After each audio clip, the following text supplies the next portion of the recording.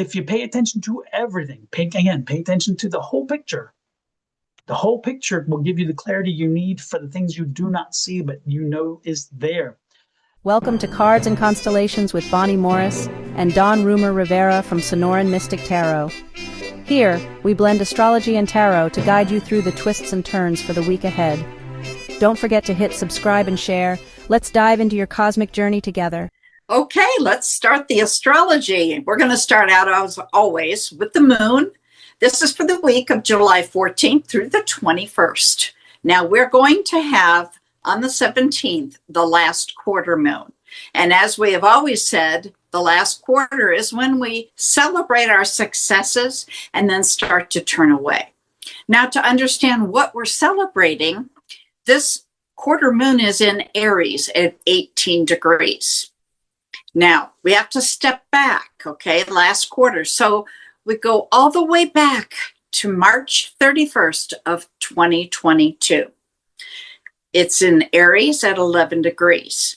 This is a rather long step back. It's more than normal.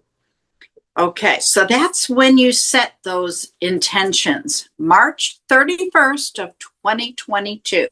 So look back in your journals, your notebooks, wherever you've been keeping track. That's the project we're talking about. The first quarter moon was on December 29th of 2022 at 0 degrees, 48 minutes of Aries. That's when we did all the work on that project. Then the full moon came in October 17th of 2024 at 24 degrees of Aries. That's when we saw everything and we made changes that needed to be made. And now we're celebrating its success. It is complete. And then we're going to turn away and look for the next new moon in Aries. Now, it's always important to understand when it's in Aries, what does that mean? Well, we can solve problems faster than normal. It'll be important to try to slow down. Now, this moon, the last hour or two, is actually moved into the sign of Taurus. And what does that do? Well, your safety and security are going to be in the foremost of your mind. The need to be stable. It won't be easy.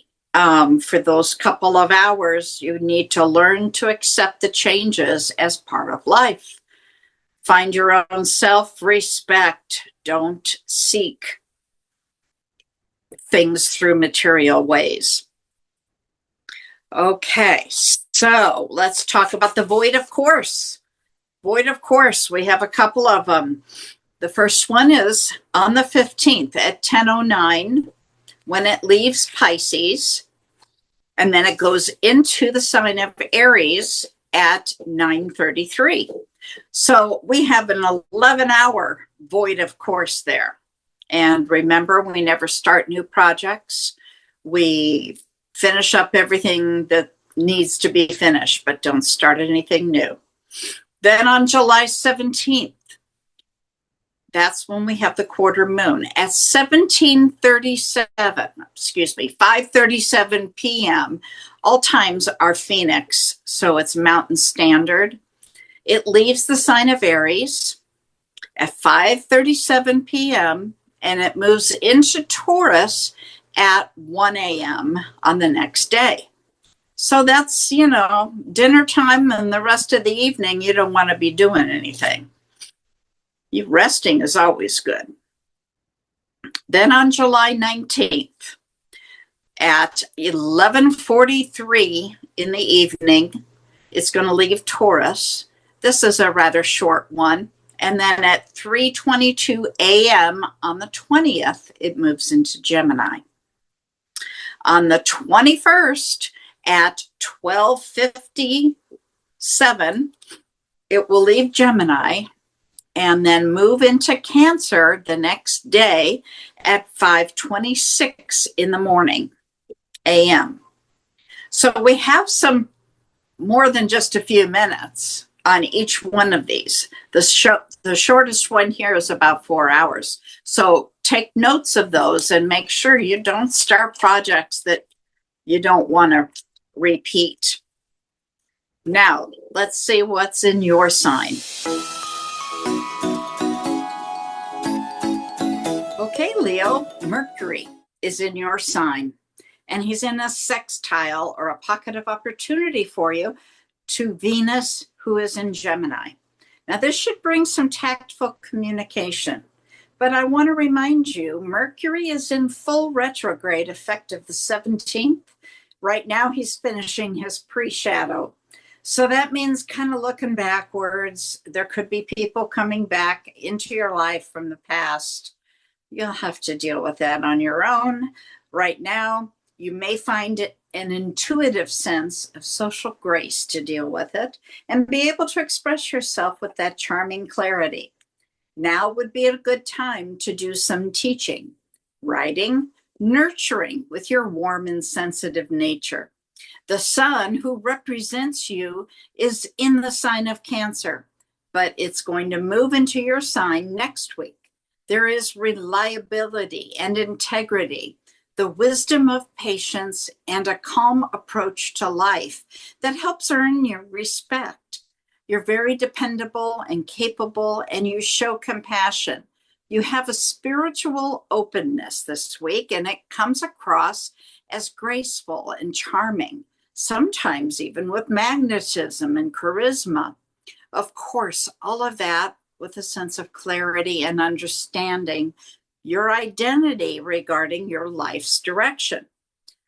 Along with all these good aspects come the opposition to Pluto, creating a tension between your identity and those deep forces of change and transformation. They can, and I caution you, regarding power struggles right now. You may attract some very intense relationships with cycles of death and rebirth. That's because Mercury's in retrograde. You can emerge as a catalyst for growth this week. Dawn, what do you have for Leo?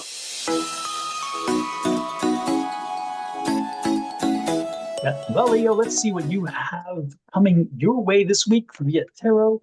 And oh my goodness, we have cards flying out everywhere, Leo. I don't usually have jumpers, but man, you got some energy. And now we're going to stop right there and take a peek. Now, before we do that, let's take a look at the bottom of the deck because that's important. And this is the overall energy of your environment this week. And I'm liking this energy because it is a Queen of Swords. So the Queen of Swords energy is everybody's looking out for themselves this week, Leo. So if you want to have a successful week, you probably want to be looking out for yourself this week as well. Because again, nobody's looking out for you. And so when this is the case, make sure you're taking care of numero uno, and that is you. Because again, you ain't getting help from anybody else. So let's take a look at your first card that flew out, and it is the High Priestess card.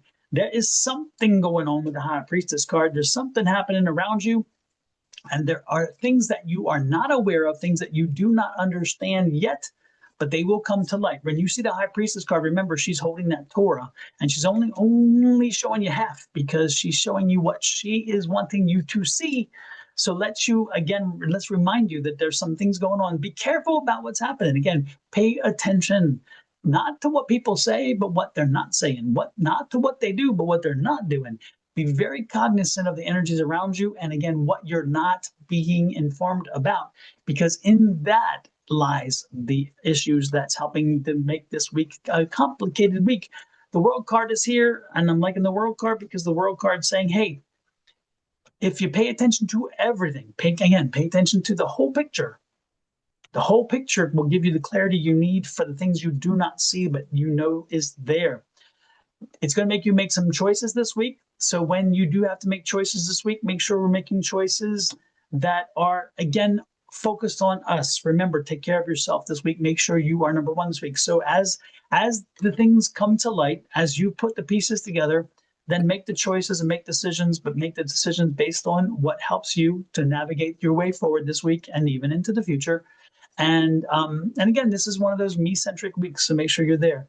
This is a planning card. So the planning card is saying, as you spin that wheel, make sure that you are making the choices with a plan in place. Don't just make a choice because you want to react. This is not emotions we're working on. Remember, this is a wands card. And so that wands card is about making choices that are that are logical, that are reasonable, that make sense. So let's go with that. Okay, let's make sure we're paying attention. And then one thing to do not do is don't be paralyzed. So no paralysis by analysis. This is an 8 of Swords. Don't allow yourself to get in a situation where you can't make a choice. Oh, I can't do this because of this. I can't do this because of this. No. This is a week where we will not fall into that. We will not fall into that trap. We will move forward. Should you need to get advice, please do so, because the advice card is there for you. And then ultimately, you're going to be glad you did, because we have this Justice card. So when you make the right choices, if you make the choices for the right reasons, they will prove to be a wise decision in that regard. So this is a week about choices, about decisions, about making things move forward, about you not stopping, not getting stagnant, not letting things just roll over you. And most importantly, looking out for number one, because again, on this week, you're the only one who's looking out for number one. And know that it's not a bad thing, by the way. I'm not saying it in a negative way. The reality is sometimes you just have to be reminded that you have to put yourself first, because sometimes you help too many other people and you put them in front of you. And this is not the week to do that. So with that said, Miss Bonnie, what say you in reference to how this aligns with astrology?